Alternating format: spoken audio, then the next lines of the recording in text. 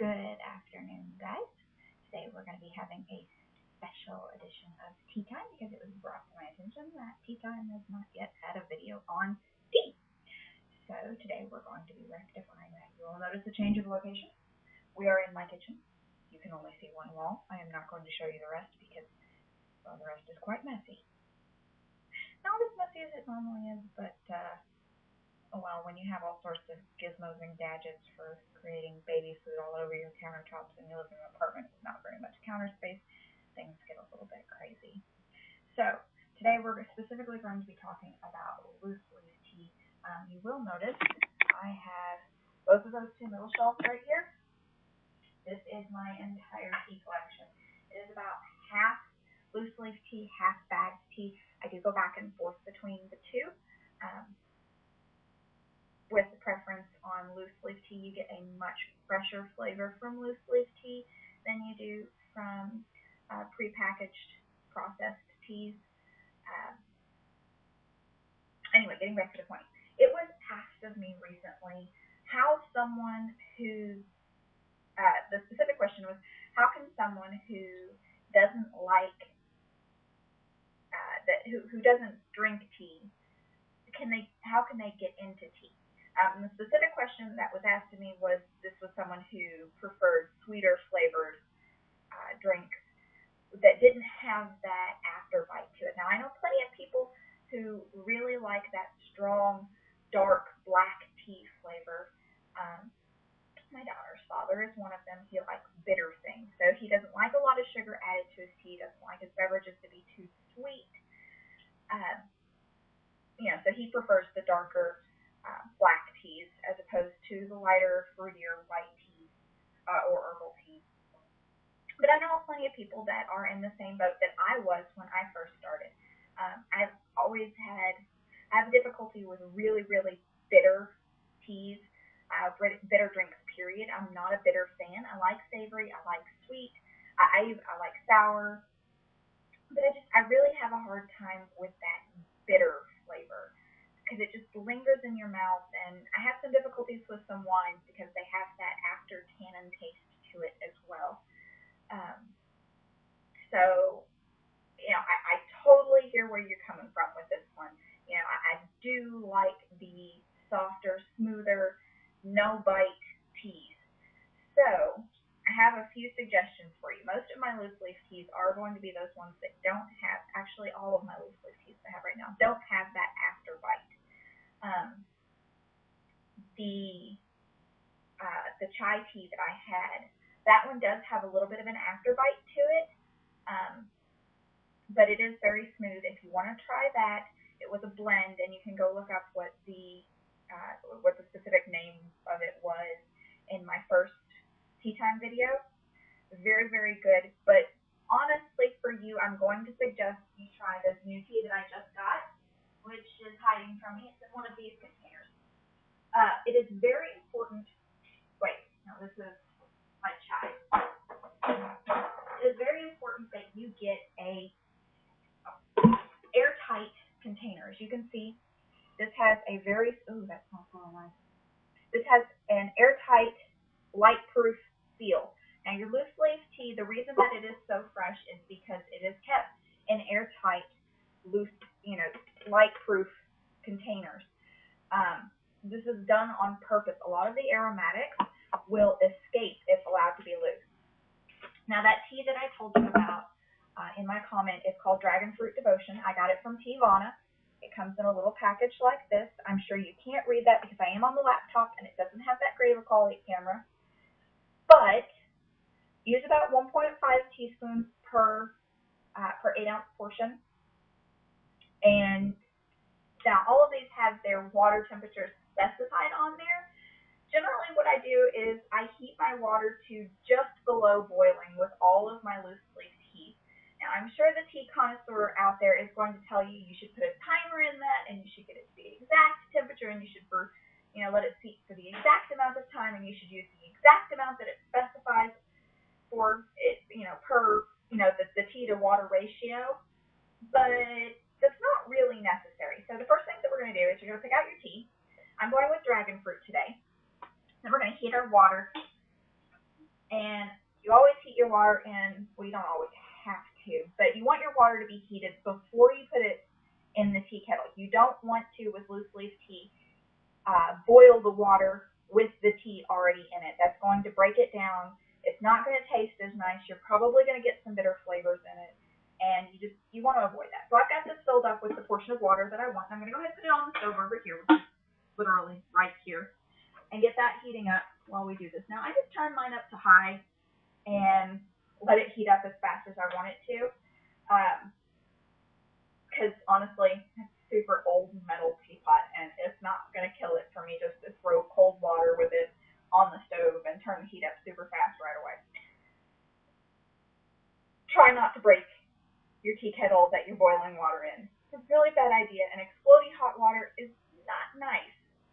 So then I'm going to go over here and I'm going to get my glass teapot, and I just washed it, so it's been sitting over here drying. The important thing is you're going to get your diffuser. And we're going to open up this tea. Now this calls for 1.5 teaspoons per ounce. So I'm going to go grab my teaspoon over here. Sorry, it was just out of sight apparently. And this tea, after I get it dished off here, I'm going to go ahead and do 3 ounces of, because I have a significant amount of water in there. And we'll just hold this up so that you guys can see it. As soon as I get this close. This is a white tea. And it's very nice, lovely flavor with it. I cleaned my stove burner recently, and apparently the cleaning solution hasn't dried off. And I'm going to show this to you. I don't know how well you can see it, but this is a loose leaf tea. It has, if you can't tell, not a lot of, sorry, I'm trying to hold it up where you can see it. It has not a lot of tea type looking things. That is because this does have a fruit type deal in it. And just smelling the leaves right now, you're getting a very sweet smell to it. Oh, it smells lovely. You get some hints of some apple, a little bit of citrus in it, and a slight floral smell to it. I'm going to go ahead and close up that container. Make sure the seal is on there good. Tea's warmed up. Or water's warmed up, I should say. Then I'm going to grab my German rock sugar. Apple rock. Love my German rock sugar. And remember I told you that this doesn't require a whole lot of sugar to sweeten it? Well, it really doesn't. I'm going to come off here and I'm going to give just a couple of teaspoons of the German rock sugar. Now, you can use regular sugar if you want to. I've discovered that I actually prefer German rock sugar for my loose leaf tea sweetening. It dissolves a little bit better and it leaves a little better taste in it. I don't really care for the taste that processed sugars give it. So, yeah, you're welcome to use whatever you want. I do like to use honey as well, so you are welcome to do that too. It's not going to hurt it to sweeten it with honey. If you are going to use honey though, what I suggest is you portion your honey out in your glass and then pour the tea after it's been brewed over top of it while it's still hot. I personally don't like to put my honey directly in my tea inside the teapot, because I feel like it doesn't, I have to stir it, and then I end up with little pieces of broken tea that make it through the diffuser, and I really don't feel like it gives it an even flavor throughout. That's just me. Now, if you want to, remove the diffuser and add the tea and stir it, or however you want to do it, up to you. That's just what I found has worked. Portion out a little bit of tea or a little bit of honey inside my glass and call it good, and go that way. So now you're going to notice I have not put the diffuser in here yet. Do not add the diffuser until you've added your hot water. This is done very purposefully. Ooh, I got this water. Oops. This is the little pour-over plastic part to the lid. When I say that this tea kettle is old, I mean it's older than I am. And I turn, depending on whose math is right, I either turn 25 or 26 this year. Yes, I know. It's really weird that I don't know how old I am, but I can't math, and I kind of forgot.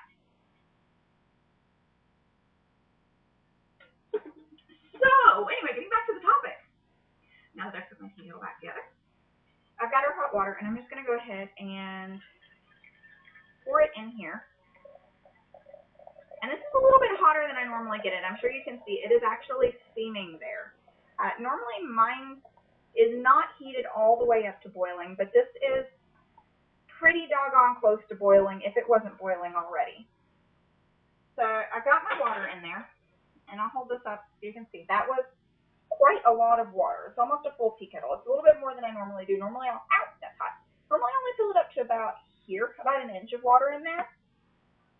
But today I filled it up a little bit more because I kind of want some more tea. So after you do that, you're going to drop your diffuser in there. And you're going to kind of drop it in slow.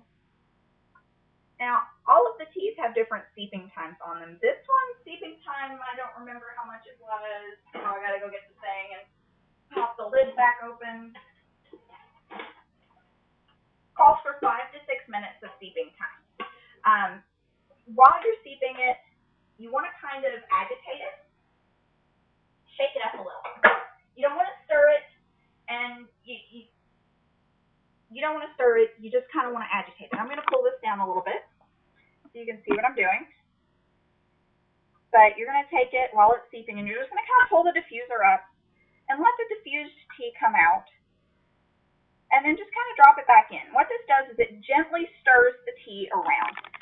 It takes the brewed tea that's inside the brewed water that's inside the diffuser, and since it doesn't have little, it's not, the water's not moving, instead of ending up with this really concentrated section of tea right in the middle and just kind of hot water on the outside, it causes the water to move. And so when you're pulling that up, the tea that's been seeped, that's inside the diffuser, is pouring out the holes in the bottom, and it's creating movement.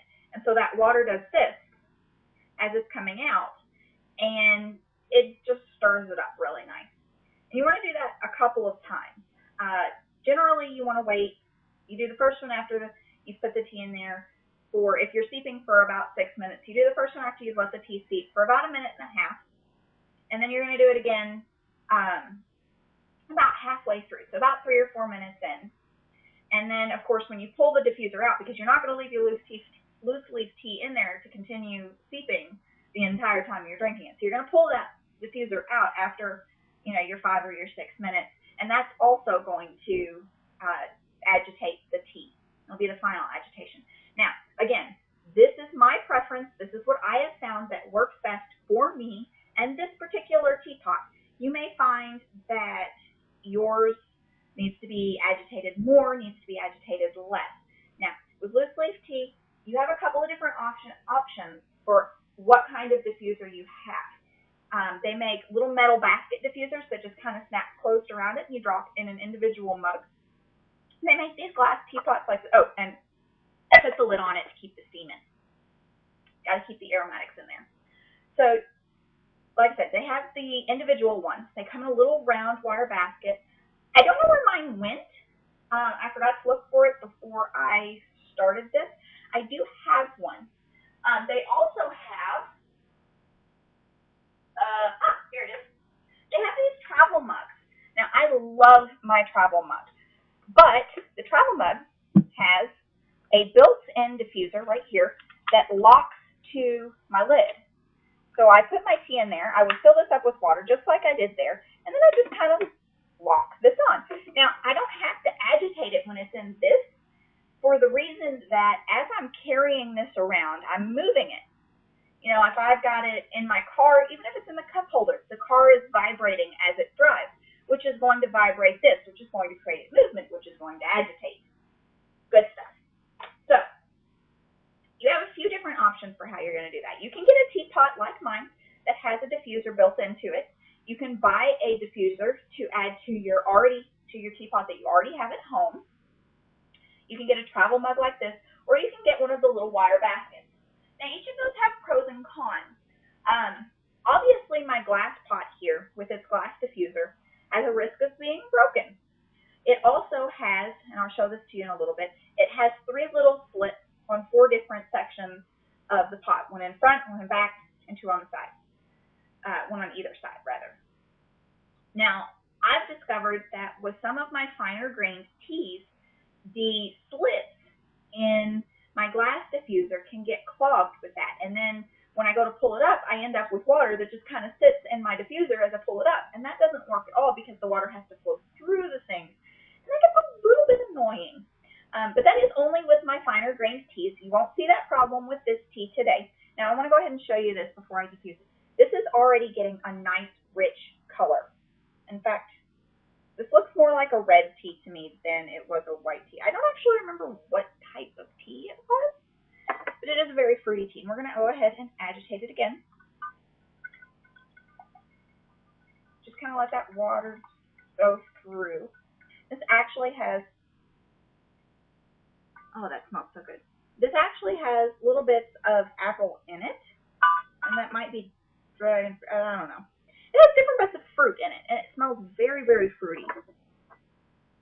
And just taking a whiff of the steam right there, I'm actually starting to get some of that floral smell. Remember I told you in the comment, or for those of you who didn't read, I mentioned in my comment about this particular tea that instead of having a tea aftertaste, that little hint of bitter aftertaste that most teas have, with this one, I actually get a floral aftertaste. It's a very soft, very subtle floral aftertaste, and I absolutely love it. It struck me as a little bit odd the first sip that I had of it, but then on the second sip, I was just like, that is a very nice ending touch. This tea doesn't have a lot of caffeine in it. It's very good. I'll talk about that in a minute. Getting back to the different types of diffusers. They make little wire diffusers, which I don't own one, that are kind of one size fits all. It has a big round lip at the top, metal lip, and it has a wire basket shaped pretty much like my diffuser underneath it, only wire, that you can add to your normal everyday at-home tea kettle. Now, those you have to be really careful because it's, like I said, designed as one size fits all. And for any of you who have gone out and are an odd shape like me, for those of you who don't realize or can't tell because of my camera, I'm only about 5 foot tall, and well, I'm pretty curvy, so they don't think that 5 foot tall people should have curves. For that matter, they really seem to not think that women have curves at all nowadays when it comes to clothing. So you find these one size fits all, and it's like, it's the right lengthwise, but I'm not this big around. I'm not a supermodel. I'm not tall and skinny. So with me, I generally end up with like 6 feet of, well, not 6 feet, but like 6 inches of cloth over my feet, and the arms are too long, or it's too tight in, whatever location. So one size is not fits all. That was a total tangent. But it had a point. You need to make sure that, oh, my nose itches. Okay, I think I better now. You need to make sure that the wire diffuser that you're getting will fit your teapot.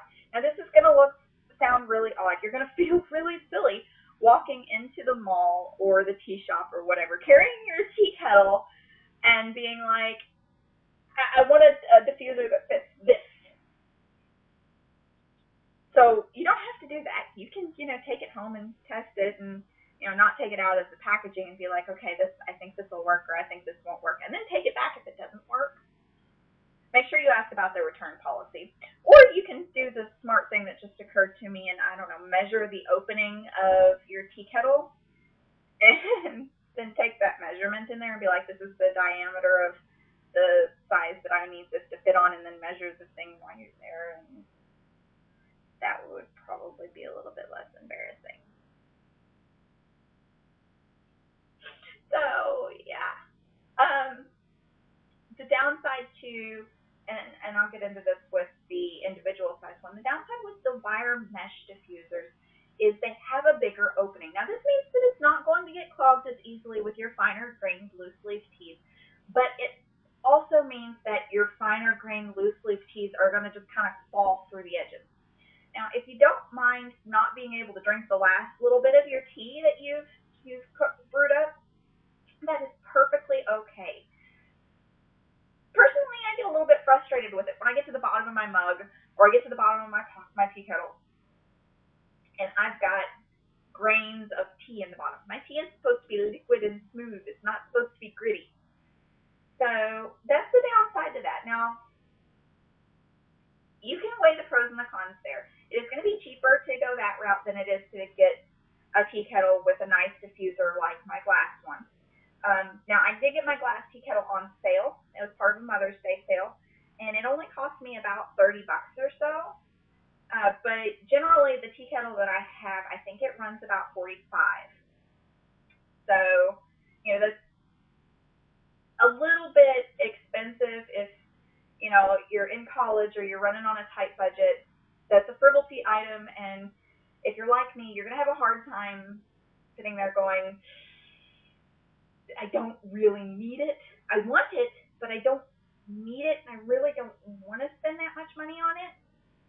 So the wire mesh ones you're going to look at, they're going to go different grades, depending on how fine the wire is, how nice of a material, how well it's made, this, that, and the other. They're going to run you anywhere from about $9 to about $15, $20.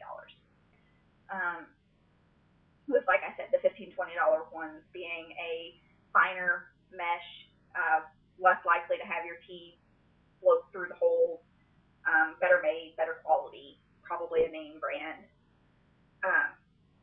versus the cheaper one, which is going to have a wider mesh in it. And yeah, the same problem that you have with the wire mesh inserts that go in your at-home teapot, you're going to have with the individual mug-sized ones. Now, those come in different shapes. The most common one that you're going to find is going to be a little ball with a little hinge on it so that it opens like this, and then it has a snap on the front that closes it. And it just opens like this, and it's on a little wire chain, and you just drop it in, and when you agitate, you sit there and do this with it. Those work really nice as well. If you're just starting off, those are not going to run you any more than $10. Now, they have a couple more issues besides just the wire mesh issue that I mentioned with the insert one. The fact that they have a hinge on it means that it's not one solid piece of mesh, and tea is going to, if it's not closed properly, loose leaf tea is going to slip through that hinge, the flat metal area that goes around the edges where it connects. The latches on those are also going to break over time. The hinge may break. I've found that those have a tendency to rust. Now, that may have been because the one that I got was the less quality. I'm sure you can find some that are made of stainless and therefore not going to rust. But like I said, that is going to have some issues with that. That brings us to the third type, the one that I have here at home, my travel mug. This one has some of the same issues that my glass one has, and some issues all of its own. It is a plastic diffuser, like I said. And I'm going to go ahead and, this is done brewing, so I'm going to go ahead and drain this out here. We're draining it out. Wow, I can't get the laptop to go back up now. There we go. And you're just going to kind of let all of the water that's in there just drip out. When you're done, you're going to look at your tea. And, oops, this is really hot. And that is going to be fluffed up quite a bit because you've just, well,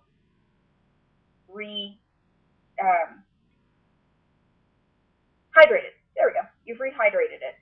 And all of the fruit bits and stuff are going to be dehydrated. Ew! There was an ant stuck to the bottom. I'm so glad that didn't come off in my tea. And again, you want to immediately put the lid back on your teapot after you've pulled out your diffused stuff, because you want to keep the aromatics in there. But that tea is done brewing. And I'm just going to set this diffuser off to the side with its loose leaf tea in it and get back to this diffuser I have here in front of me. This is a plastic diffuser, and I'm certain that my camera is not good enough. Well, you can kind of see it there. See these lines right here? Those are little lines of little holes that go all the way around it and are on the bottom. Hold it so you can kind of see that.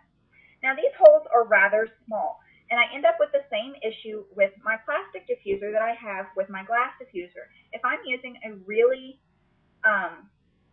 fine-grained tea, that will get in those holes and it'll clog it.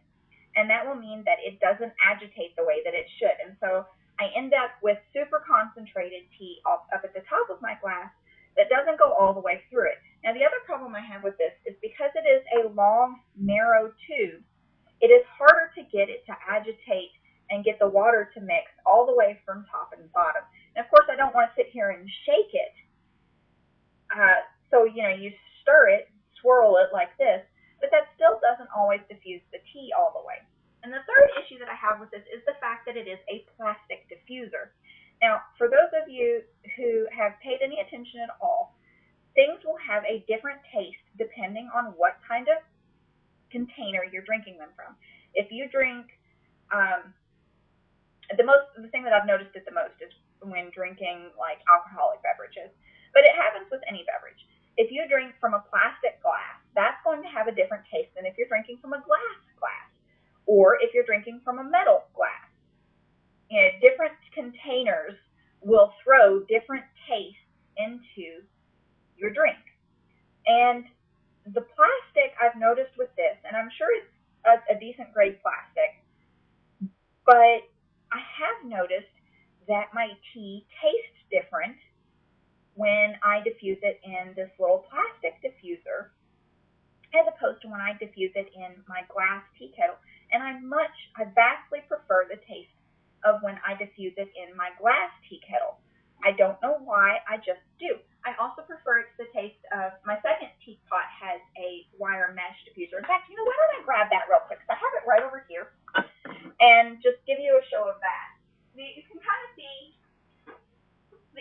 of see what the metal diffuser looks like. Now this is my nice ceramic tea kettle set or teapot set. It comes with the glasses the little black glasses that you see me drinking from, and it also has a teapot that was included with it. And it's a really cute little teapot, and I rather like it. The problem is that I like to drink hot tea in batches. So if I was just, having tea for myself, or I was only planning on having a little bit of tea, I would brew it up in this because it is a very cute little teapot. But I kind of like to have tea, lots of tea. So anyways, this is my teapot. It's really nice. It's textured on the outside, and it is ceramic. And then it has this little wire mesh basket. Now this one has a little bit of tea leaves still in it.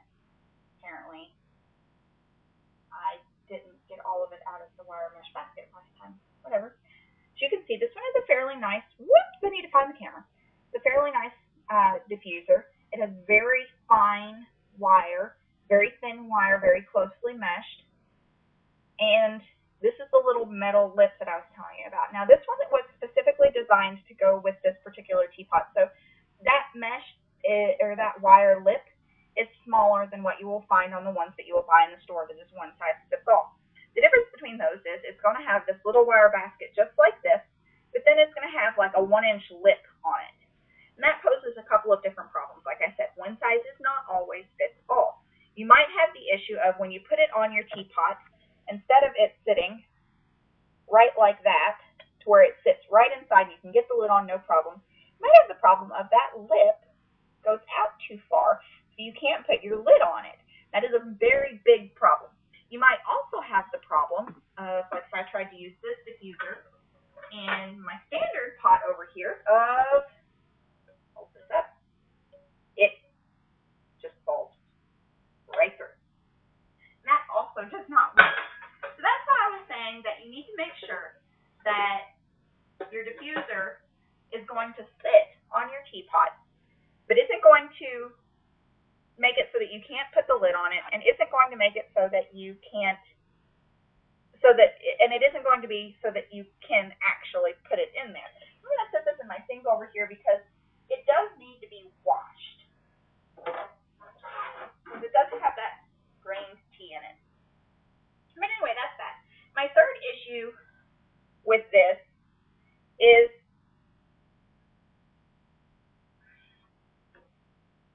I don't remember now. There was a third issue with it, but I don't remember what it was. So we're just going to skip that. And we're going to stop the video here because my tea is done. And I'm actually going to move us back over into my bedroom. And we will talk about the tastes and flavors of the different teas that there are available, so that you can kind of get a feel for what type of tea is most likely going to suit what type of taste preference. So signing off for just a tiny bit. We'll see you here in just a second. All right, and we're back. And make sure I've got that out of the way so I'm not breathing into it. Now, to continue our conversation, we've got our tea brewed up. And it's a lovely color. That's a nice watermelon color, I'd say. That's what I want to call it. I don't know how well you can see the color in there. I know it is kind of dark in my room. This is, you know, I'm on the website right here, so I'm going to go ahead and pull up here. See if we can't find our dragon fruit. I can't play with you yet. I have to finish feeding Jaina.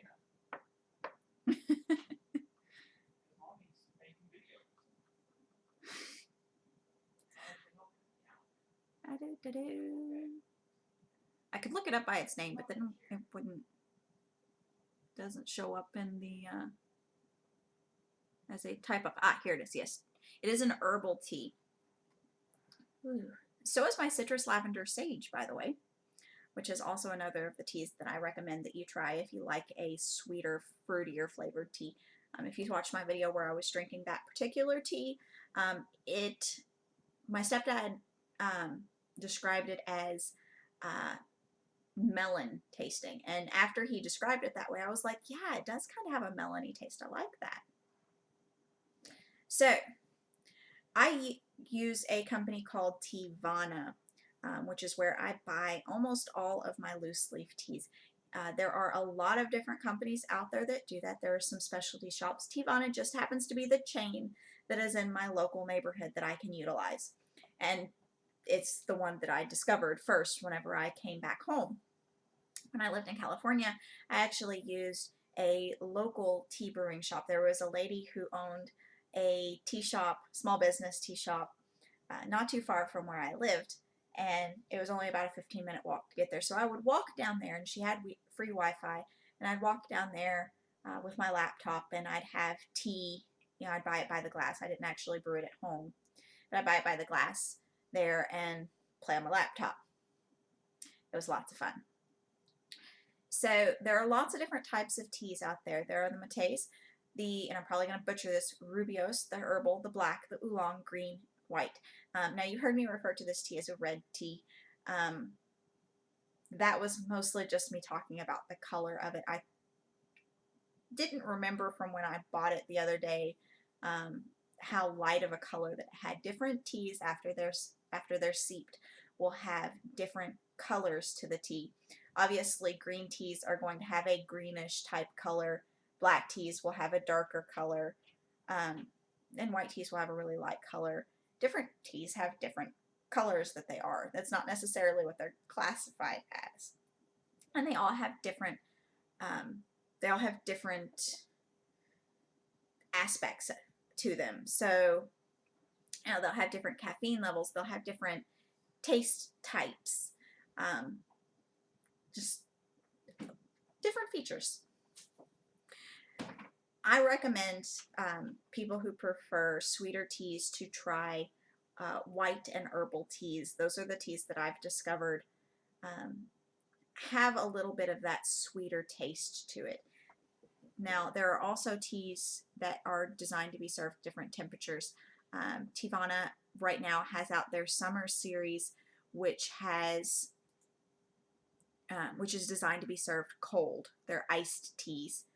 In fact, they are running with a ad up right now. Yes, they have a tea set that's a gift set, which it won't stay on it. Stick. It is their exotic iced tea, which tasting it in the store is actually very nice. And it is designed to be sold cold. And it only runs about $70, which, considering the fact that you get about 12 ounces worth of tea plus some rock sugar, is a really nice thing. This one contains that particular tea set, which I don't recommend. You know, you don't have to go out and buy it. I'm not product placing here. I'm just telling you guys what I particularly happen to use. There is a tea in there that I was thinking of specifically when I said that there are some teas that taste as sweet as like fruit juice or Kool-Aid. It's not quite as sweet as that, and they do have a little bit more sugar in them, but they have that really strong fruity flavor. And there's a blend of two of the teas that are in here that I thought really tasted like fruit punch. Like I said, it is served cold, so it even has that portion of it. And that was a blend of blueberry bliss and pineapple Kona Pop. And it was, like I said, it tasted like fruit punch to me. So that might be something that you want to give a try too. But personally, my suggestions are going to be to go down the white and the herbal tea train. Now, the teas that I have at home myself, that I have a tendency to brew, I use the peach Momotaro artisan tea. That is a blooming tea, which if you've never seen a blooming tea, I suggest that you do try a blooming tea in a glass pitcher with a glass diffuser so you can watch it bloom. That is part of the experience of having a blooming tea is getting to see that beautiful flower shape that it shows up. And those can be brewed, they're a little bit more expensive, but they can be brewed up to 3 times per ball, because it is served in a little ball. I have no clue what he's laughing at. I hope he isn't laughing at me. I'll have to go smack him in the head later if he is. The cat was chasing his tail because the thing was hooked around it. Ah, okay. He was apparently laughing at the cat. This is good. Anyway, those can be brewed 3 times per ball, and they are in little balls. I should have, while I was in the kitchen, opened that up and showed you one of them, because those are really cool. And they bloom up into this beautiful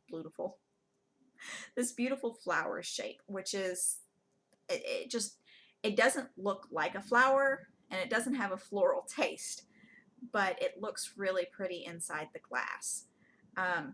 You can also YouTube blooming tea, and there are a bunch of teas out there on blooming teas to show you, what the various teas look like, and what it looks like. So you could do that too if you aren't particularly interested in trying out the tea yourself, and you just happen to be caught up watching this video because, I don't know, you like listening to me or something, and even though you don't care about tea. But I don't know that that'll happen. I don't think I have anybody that watches me just for that. But getting back to the teas, there are a lot of teas in here. There's another one that is really popular that is a very sweet tea. It's a blend of youthberry white tea and an herbal tea. Let's see if I can find it.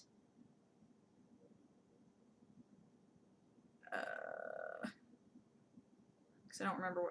Yes, the Wild Orange Blossom. Wild Orange Blossom herbal tea and youthberry white tea. And you blend, I think it's 1 part to 1 part of the 2 teas, and steep it in the water for about 3 to 4 minutes. Add some sugar into it, not a whole lot, and you have a very sweet, light tasting tea. Now, your herbal teas are going to be the ones that don't have that tea taste after bite to them,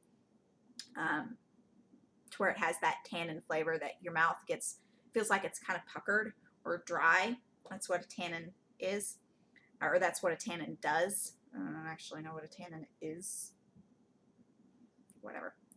But that's that puckery, dry feeling that you get after drinking a black tea. That is, well, okay, you can correct me if I'm wrong, but I'm 99% certain that's called tannin.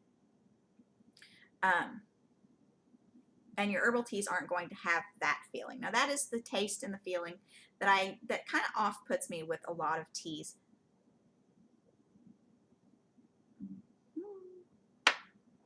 That is really good. That was my first sip of it. Well, my first sip of it not being scalding hot and me being like, oh, gotta swallow it, it's too hot. So, go around, like I said, go to a tea shop, find your local tea shop and try out. They generally have testing teas, new teas that they have, or samples that you can put out, just like a grocery store has samples when they put new products out or whatever. Most tea shops will have samples for you to try of new teas that they've gotten in, or some of their classic favorites. My particular Teavana store has that youthberry blend that I just mentioned out almost all year round. In fact, I have not been in there I can't think of a time when I've been in there and it hasn't been out there. But just to give you an idea here of the things that are going to be fruitier, you can tell looking at the title of the name of the tea what sort of flavors it's going to have in there. Now, it is important to note that it is not, if you get chocolate bananas Foster, that is not going to taste like chocolate and bananas. It has hints of those particular flavors in it. Now, you can guess by reading Chocolate Banana Foster that it is going to have a tint of chocolate in there. Probably, you're probably not, don't think milk chocolate right there. You're probably going for that cocoa flavor. So like dark chocolate or 99% cocoa chocolates. You know, you're going to get that little bit of chocolate bittersweet flavor with it. Maybe a little bit of island fruit taste to it. You know, if you get berry kiwi colada, you're not going to taste like you're having a kiwi pina colada. You're going to get, you know, you're going to get some of those berry flavors. You're going to get some of that island flavor. You might have a little tint of coconut that you would get from the pina colada. You know, fig rose herbal tea. You're not going to taste like you're drinking a rose bush. That's not how it works. But you get the idea. They're going to have hints of each of those flavors in there. And of course, they're going to be mixed with other flavors, and so they're going to taste slightly different. This one is called Dragon Fruit Devotion. So, you know, it doesn't taste like I'm eating dragon fruit, but it has that fruity flavor to it. And it also has a little bit of, oh, come on, I know the name of this. Let me just click on this real quick and open it up and get the description off of it. Thank you, Sponge. Connecting. My internet is running so slow right now. I have no clue why.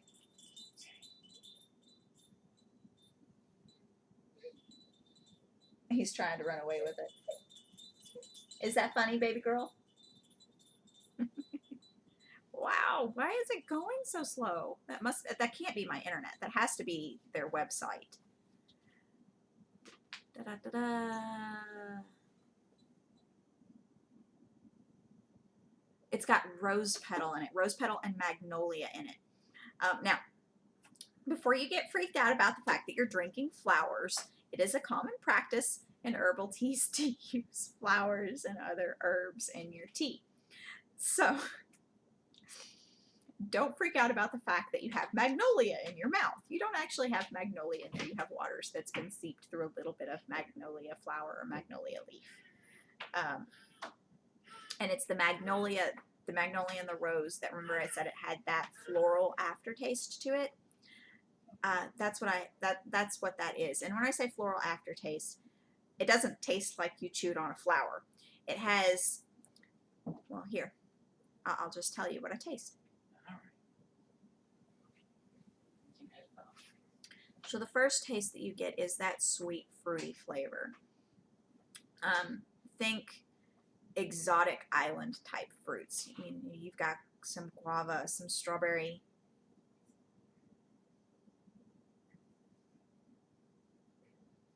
some fruit. I don't know what it is. I'm assuming that's probably the dragon fruit.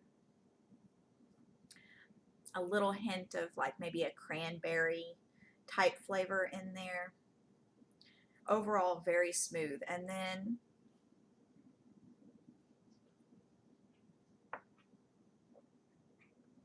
as you swallow the tea, you start to get that hint of a floral in there. It's almost like, have you ever had a smell where you've been smelling something and that smell is so strong that it actually kind of lingers with your taste buds because, you know, your nasal passage is hooked to your mouth? It's kind of like that. And it reminds me of smelling a fresh cut flower, you know, smelling the aromas from the flower, what I would imagine that to taste like, what I would imagine that smell to taste like. So I don't know how else to describe it. It's a very floral, soft, lingering aftertaste. Like I can still, as I'm breathing in right here, it's refreshing the taste in my mouth. And stop making faces at me. I'm not making faces. You made faces. I was smiling. You're like, you're weird. Anyway, it's a floral aftertaste. It's a very soft, subtle.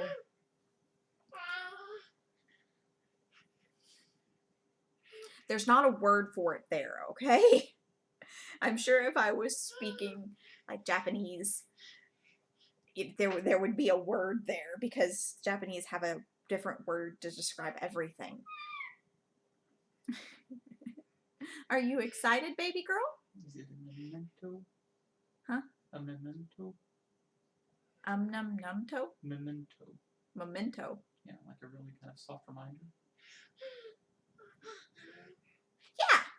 The aftertaste is kind of like a memento. It's a very soft reminder of what the rest of the tea tastes like, only it doesn't have that fruity tint to it. But it's a very, very subtle, very nice, very soft. Definitely not bitter. It does have that tanniny taste to it, like my mouth does, have that puckered feeling. But it's very soft and subtle, not like with a black tea where you're going to have that, oh my God, must drink more right now, almost bitter taste. I'm sorry, Daddy and Baby are in here distracting me as I am trying to record this, so stop shaking her butt at me. He's having fun. She is. She's sitting there dancing the baby girl around, shaking her butt and stuff. And Jaina thinks it's great fun. So that is a tea, the Dragon Fruit Devotion Tea. If you happen to have a Teavana near you, I do recommend that you give that one a try. It's very nice. Other ones that I myself have tried personally that I rather enjoyed, the Citrus Lavender Sage has almost a melon flavor to it and a very soft aftertaste to it. And that is not a blend. That is its own tea, just like the Dragon Fruit Devotion. Those are both singular teas, not blends. There is the Peach Tranquility Herbal Tea. That one is very nice. The Maharaja is a chai tea that I haven't gotten into yet, and that does have a slightly bitter aftertaste. Yes, I know you like slightly bitter aftertaste, but I'm talking specifically gearing these suggestions towards someone who wants a fruity, softer tea taste.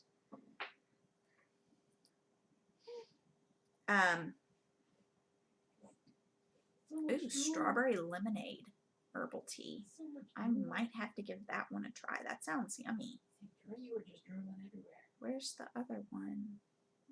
Wild Orange Blossom. I've had that one. Now, you heard me mention that one earlier. It is part of the blend with the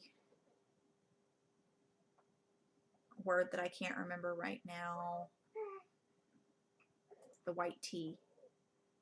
The youthberry white tea.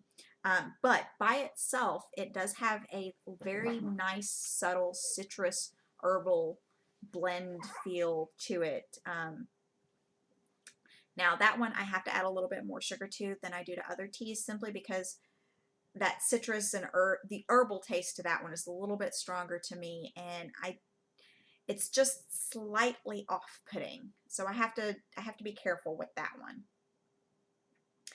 So there's that one, and then getting into our white teas, ones that I recommend for you here. I do recommend the Youthberry White Tea, either as a blend with the Orange Blossom or whatever the heck I just said. I'm not looking at it, so I can't remember the name. The Youthberry blend, or by itself. The Youthberry by itself has a very prominent berry flavor, and it is very nice by itself as well. Again, when I serve that one by itself, I do like to add a little bit of sugar, a little bit more sugar to it than I do with, say, this dragon fruit tea that I just brewed up, because again, it has a slightly off-putting taste that I just like it to be just a teensy bit sweeter than what it is there. The Peach Momotaro is a very nice tea as well. I've already mentioned that one. Going down the list here, I have the website pulled up, and I'm just sitting here going down the list of the teas. finding the ones that I particularly like. Um,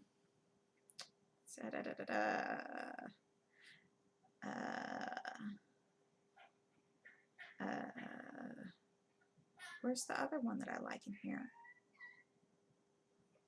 Ah, here it is. Precious White Peach White Tea. Wow, that's a lot of whites. That one is pretty good. And there it is, the Golden Mojito White Tea.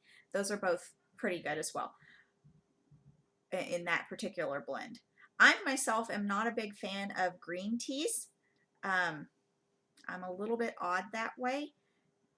I do have a tendency to gravitate more toward the herbals or the whites, or, you know, into the chais and the blacks, depending on what I'm particularly going for. So as far as green teas go, I don't really have any that I recommend off the top of my head. I haven't been, when I drink green tea, I generally drink it as a tea bag tea because those do have a longer shelf life than my loose leaf teas do.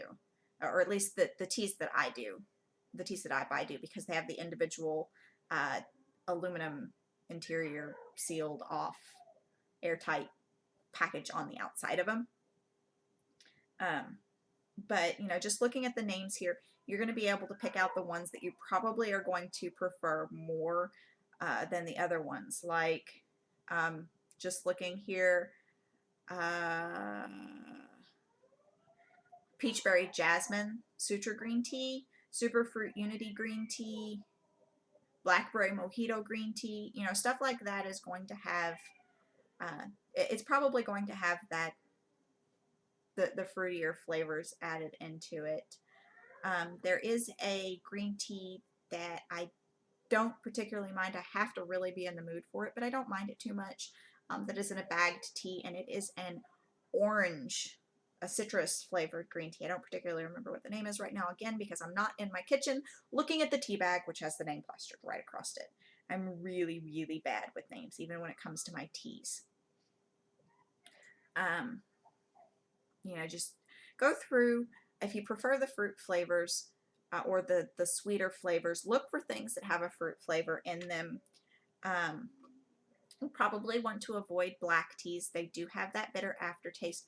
Oolong teas have a different aftertaste to them that I would classify as a more bitter aftertaste, but I actually like oolong teas. I don't know, I'm weird. I was introduced to it by a friend of mine in the military, and since he introduced it to me, I have found that I particularly, particularly if I'm having dinner, if I'm having tea with my dinner, and I'm having something that's saltier. So if I'm having fish or like fried rice, I will go for an oolong tea. It blends very well with that salty flavor of the dinner. Black teas I will drink in the mornings because they do have the most concentrated caffeine of all of the tea types. Personally, myself, how I get rid of that, because I don't like that bitter aftertaste, how I get rid of that is I have my black teas with milk and sugar. That is something that you can try if you do want to have some black tea. I would recommend going for an English breakfast tea or an Earl Grey. Both of those are pretty high in caffeine. They're very common, so they're going to be cheaper, and they are just quite lovely. You serve them, generally what I do is if I have a full-size mug, which is how I drink my black tea, I have that with you know, an 8-ounce portion of tea. I would have 2 chunks of sugar, 2 squares of sugar, and a dash of milk till it turns a nice cream. Okay, let me rephrase it. A very ugly, creamy color. It really is. It's a hideous color, but it tastes, that the milk in it takes the bitter aftertaste away. So, you know, go through and experiment with those. There are different types of English breakfast and Earl Greys, and there are lots of different types of teas out there. Going into your herbal teas, like I said, a lot of those are going to have your sweeter berry flavors. You know, you've got strawberry lemonade herbal tea, cocoa caramel sea salt herbal tea, you know, pineapple cognac pop herbal tea, peach bellini blush herbal tea, sweet fruit garden herbal tea. You know, the list goes on. All of these are basically all, you know, of either sweet flavors like honey bush vanilla or fruit flavors like well, I suppose citrus lavender would be a fruit and an herb. But you know, those are your teas that are going to have. Here's one: pomegranate cranberry crush. That one actually sounds like it would be pretty good. But those are going to be your fruitier teas more than likely. I have no clue how I'm supposed to say that. Okay, for those of you out there who are my tea experts, like the one that corrected me on the mate, sorry. I swear I thought I said that right when I said it, and apparently I said mate. I wasn't paying attention at all. But these are going to be these are also going to have some fruitier flavors. I haven't really got into the Rubio's teas myself personally, but apparently they are teas made from a South African bush, and they're generally your teas that are referred to as red teas.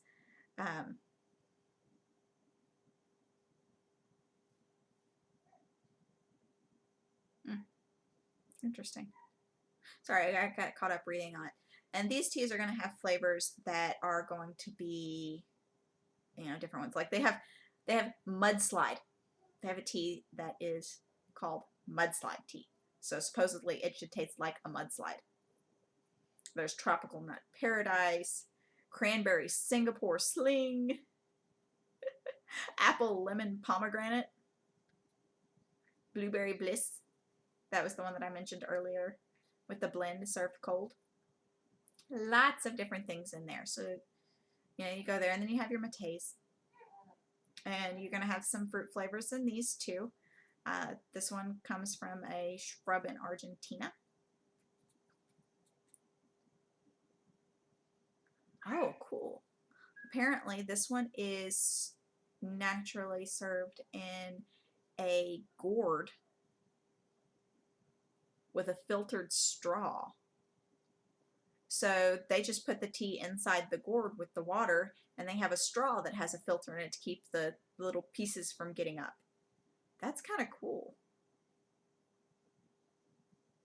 But those have some fruity flavors in them too. So just go to your local tea shop and say, I prefer lighter teas that don't have a bitter taste to them. I like sweet teas with fruit flavors. And they're going to be able to point you in the direction of, well, why don't you try this particular tea? Well, why don't you try this particular tea and tell me what you think of it? And if you really, really hate a tea, I have not found a tea shop yet that if I buy it by the glass and I really hate it, that they don't get me a different flavor at no cost to myself. Now, that is not to say that there aren't those out there, but, you know, I've gone into several tea shops where, you know, I'll be like, well, I want to try something new today, and I'm looking for a flavor like blah, and then I get it, and it's just like, oh my god, okay, this was not what I was expecting. And I shouldn't say I often have, but I've done it a few times, and you know, I walked in, this is not what I was expecting. I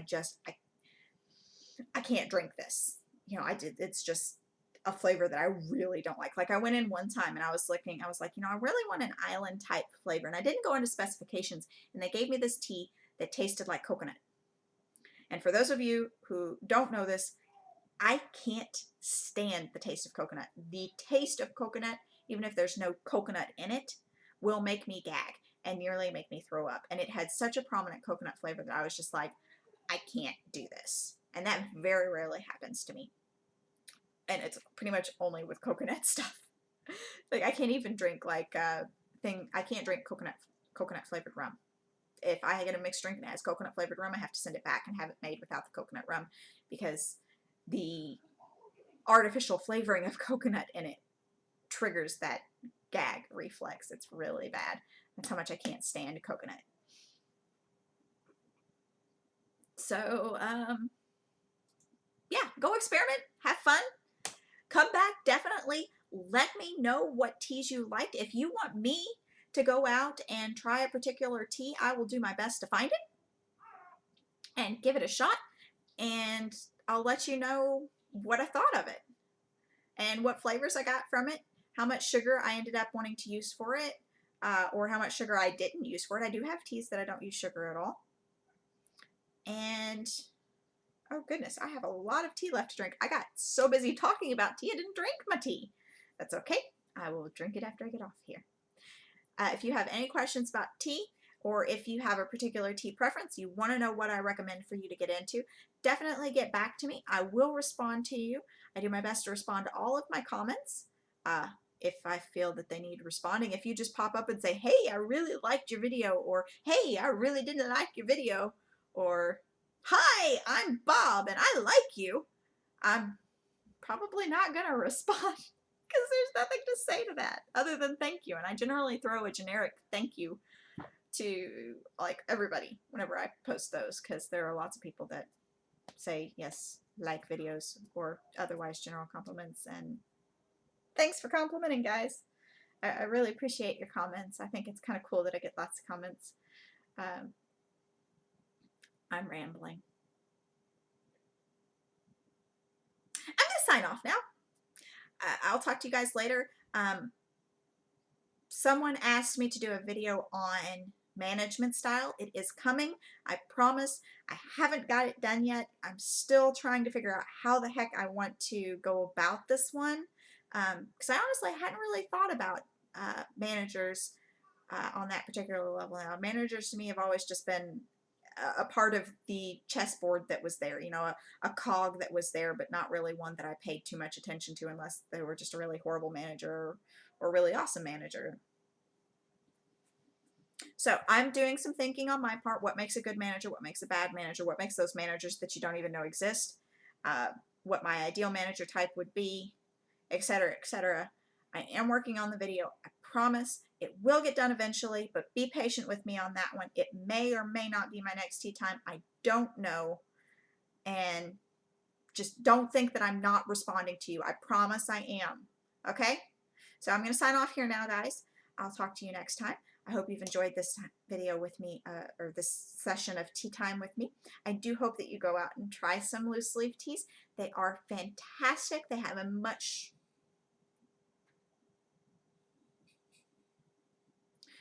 differenter flavor than pre-packaged, pre-processed bagged teas that you can buy in the store in little boxes.